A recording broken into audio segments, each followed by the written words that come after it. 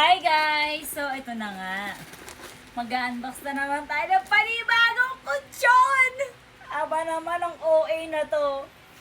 Dating walang kutsyon, na Durabox lang ang higaan. Aba naman ngayon, umaataw ang mga kutsyon.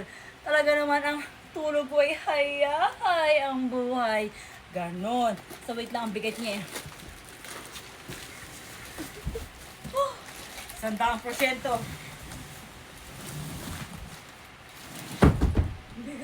By the way, nakita niyo yan dumi ng aking dating kutsyon. Yes po, kasi nawalan siya ng sapin. So, ang nangyari, ayan na siya, nagkaroon ng mantsa-mantsa. Huwag niyo na lang pong pansinin, okay? Ito lang po gagawin natin. Let's go. Ito ka po, dali. Pasok ka. At syempre, huwag natin kalilimutan, please, huwag niyong guguntingin para hindi naman masira, okay? May pangbukas tayo. Ito ang tamang pangbukas. Can you please throw yourself? Ay, hindi. Throw yourself.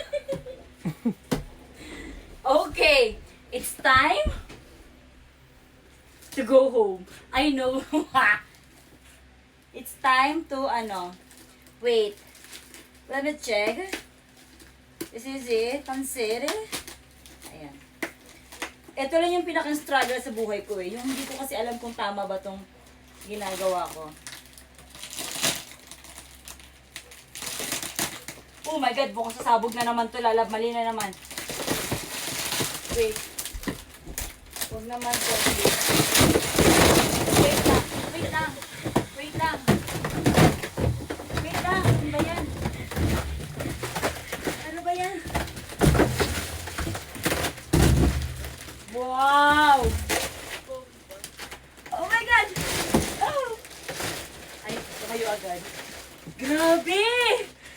Sa mga naghahanap ng sobrang lambot na kutsyon, yung tipo mong pagod ka galing work, pagod ka galing kakahanap mo ng trabaho, o kung saan ka mang galing, tapos pagod ka, asahan mo meron kang bahay at hihigaan na maganda at malambot, na masasabi mong, eto na yung pahinga.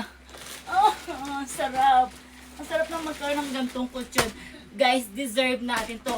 Kaya kung ako sa inyo at kung sa tingin mo, napagod ako papagbukas.